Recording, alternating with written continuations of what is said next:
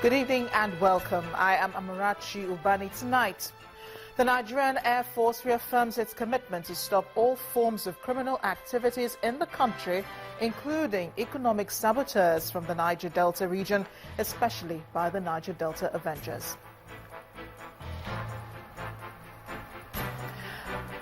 Baramu community accuses the army of invading their community as the army refutes annexation claims.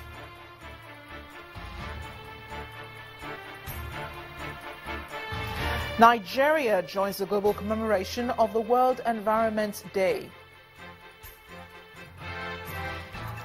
And about 26,000 homes are without power in Australia's east coast due to torrential rain and high winds.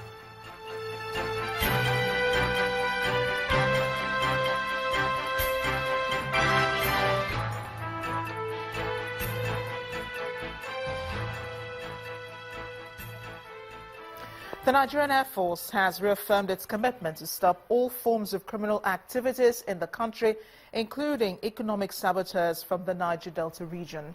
The Chief of Air Staff, Air Marshal Sadiq Abubakar, who made the pledge in Yola, the Adamawa state capital, notes that the Air Force is already deploying troops to the Niger Delta area to contain recent uprisings.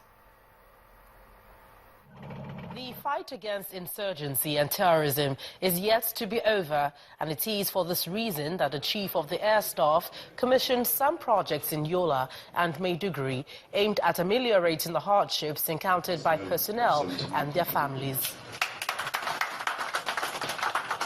The Chief of the Air Staff used the opportunity to warn economic saboteurs to stop their criminal activities. The Nigerian Air Force has continued to contribute its quota in various internal security operations across the country aimed at combating all forms of criminality.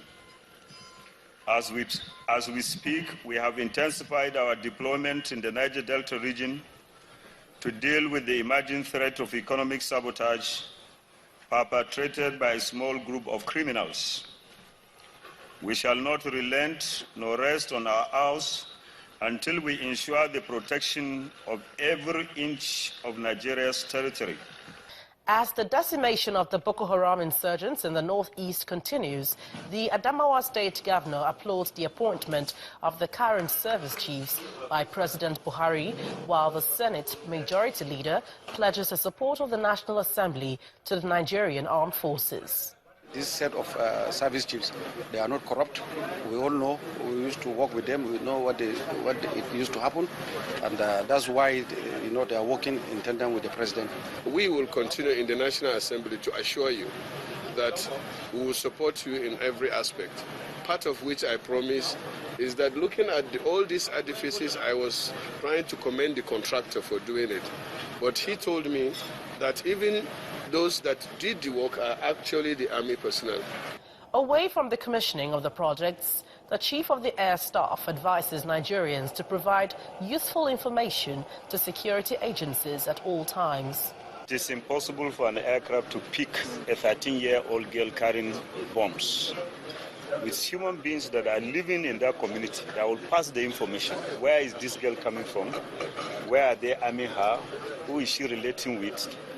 That is what intelligence is all about. And I think every Nigerian has a responsibility to work for the security of the nation.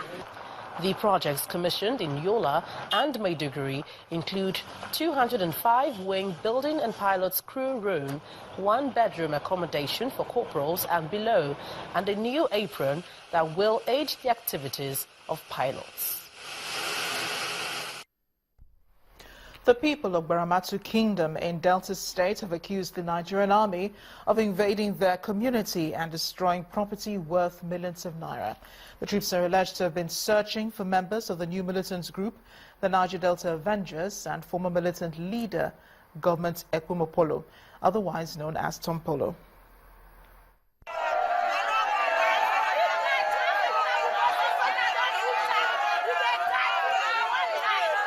Tears flow freely.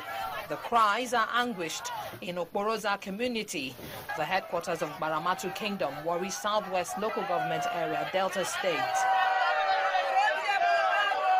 Night while they sleep, wait a year. Army don't enter the community. Army. Now sleep eye as I wake, they run. I don't even know where I even reach. As I want to jump all those gutter, then my leg just enter. Wait, I see. Woo!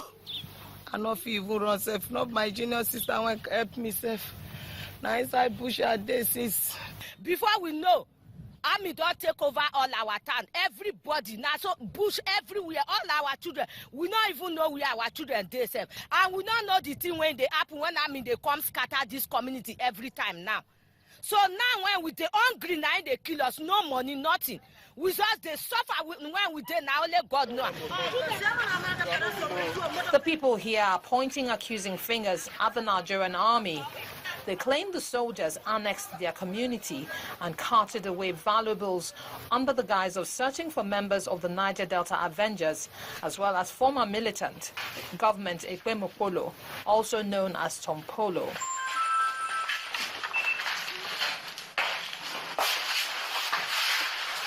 It's a very free community that anybody can visit any day, any time.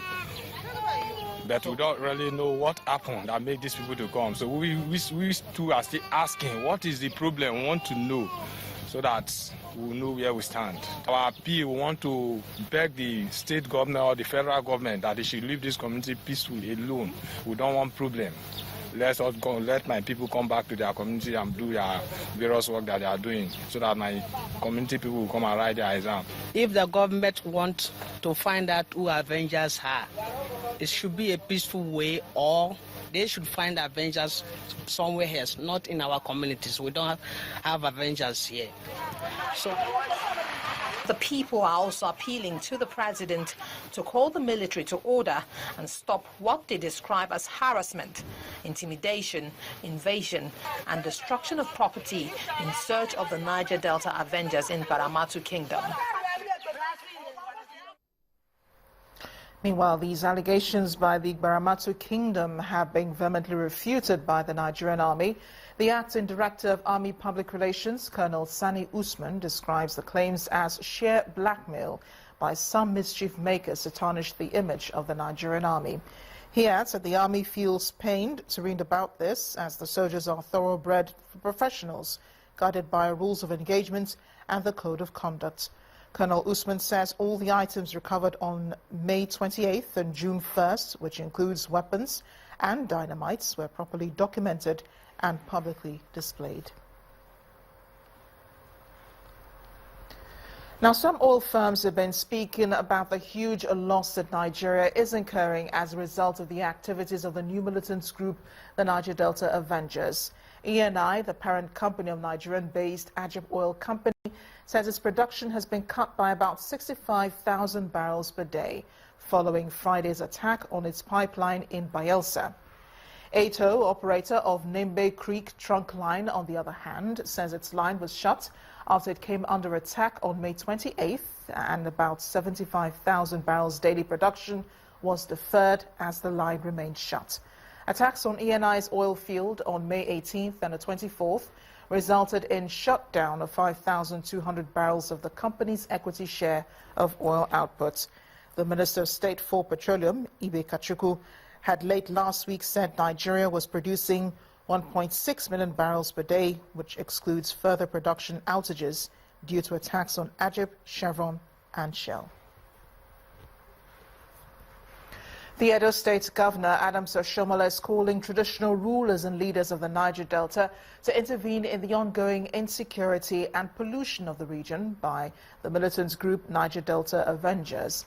The governor said this when he received a delegation from the National Assembly led by the Deputy Senate President, Ike Ekweremadu, who was in Benin City to condole with the Benin Kingdom over the death of Oba Eredioa.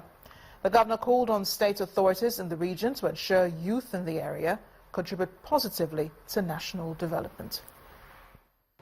So we already have official pollution, which affects not just water, land and air.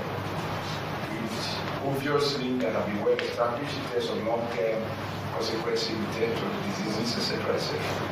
Now to compound that by breaking pipelines, destroying state assets, holding the country to ransom. Only we in the South-South will be worse for it. That is very, very critical. And there is no one who can lay claim to more deprivation. So not to justify the madness destruction of public property, of pipelines, compounding pollution, and making provocative statements. I hope that various leaders at various levels, including traditional rulers and community leaders, will try to prevail on ourselves that these assets are ours. No investor will come to a place that is not safe. It does not matter who is responsible for the insecurity. And there is one thing we badly need in the South-South is to have the real direct foreign and local investment. In part two, after the break, Nigeria joins the global commemoration of the World Environment Day. Please stay with us.